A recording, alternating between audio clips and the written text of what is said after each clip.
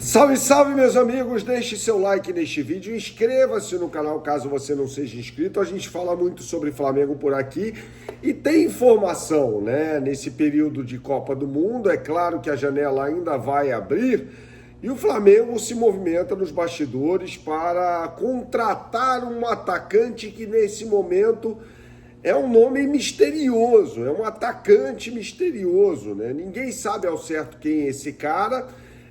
Inclusive informações do Paparazzo Rubro-Negro corroboradas pelo Bruno Castanha, dois ótimos companheiros, dão conta de que o Flamengo não está, na verdade, atrás do Davi Romero, né, jogador do Tigre da Argentina, e sim de um outro atacante, de repente com um outro perfil, mais barato até. A gente sempre ressalta por aqui, informação que já foi trazida pelo canal, de que o Flamengo não vai gastar muito dinheiro, né, nessa janela de transferências, afinal de contas já fez um investimento muito grande pelo Lucas Paquetá. Então, de acordo até com o Paparazzo, né, um jogador aí com um perfil diferente, né, de valores, um jogador de scout, e é para isso que o José Boto está lá, né, para conseguir esse tipo de jogador. Eu vou falar mais sobre isso nesse vídeo que tem um oferecimento da Superbet. Pois é, pessoal, você que gosta de fazer a sua fezinha,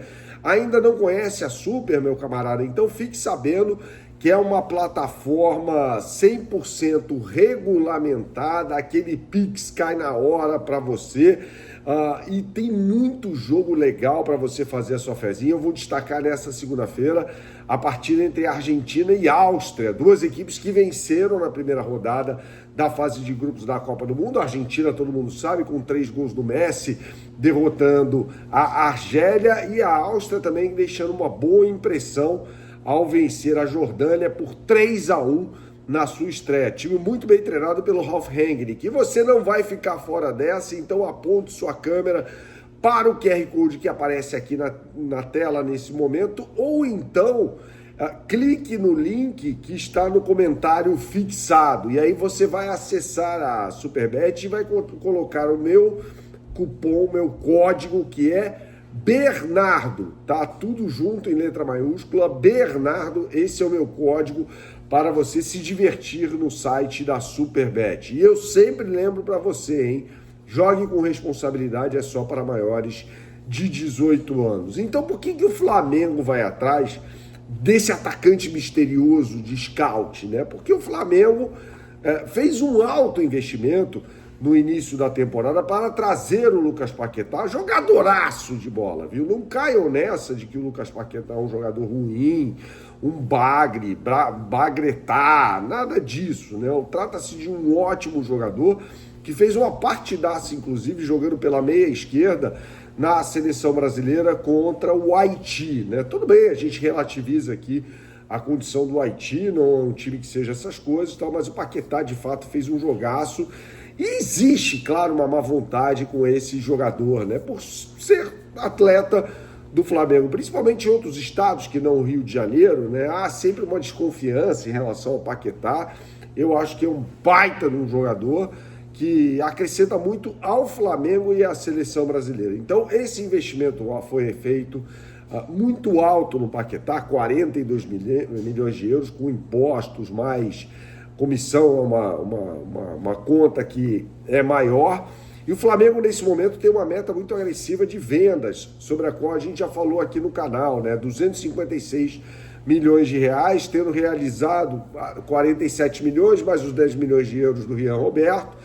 E aí falta ainda uns 150 milhões para o Flamengo bater essa meta, né? Então, hoje, a questão passa muito mais por vender os jogadores do que contratar nesse momento para fazer jus à meta orçamentária do clube, né? Que é a pedra fundamental para uma boa governança financeira e, por consequência, para um bom desempenho esportivo, né? Então o Flamengo já tem um elenco muito bom, precisa de fato contratar esse atacante misterioso para ser o substituto do Pedro quando o Pedro não tiver condições de jogo. Mas esse cara pode ser o Bruno Henrique.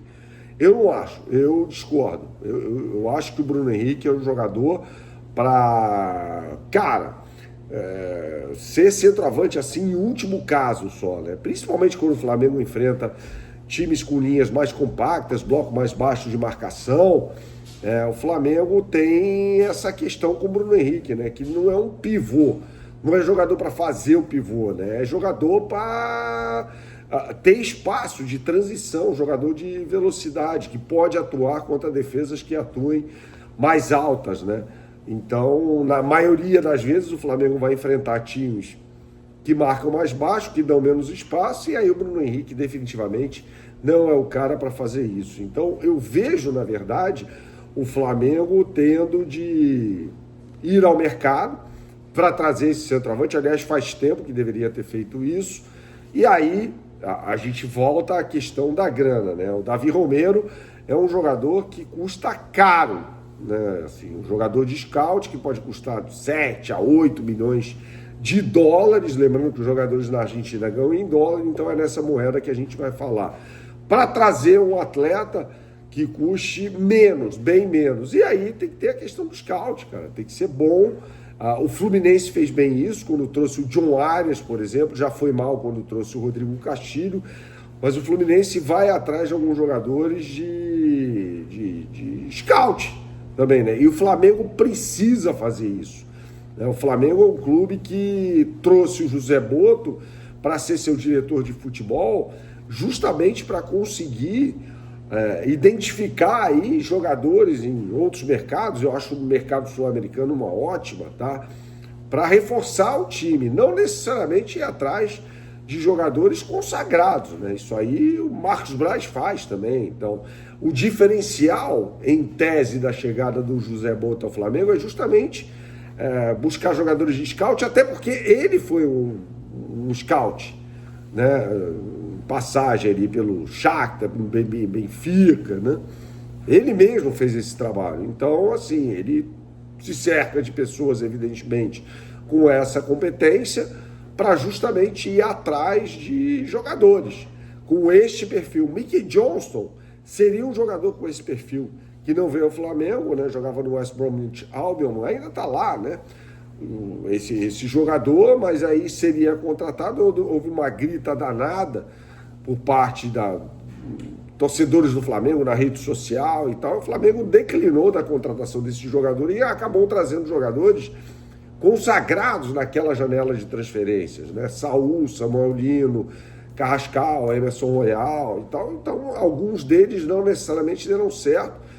O Saúl com um perfil diferente de contratação, né? Sendo uma contratação de final de contrato, né? No Atlético de Madrid, então um jogador que não custou direitos federativos, mas o Emerson Royal, por exemplo, custando 9 milhões de euros, o Carrascal 12 milhões de euros, Samuel Lino por 22 milhões de euros, ou seja, contratações caras do Flamengo. Na outra janela de transferências, essa janela de meio de ano não vai nem ser perto disso. Saudações, até a próxima e tchau, tchau.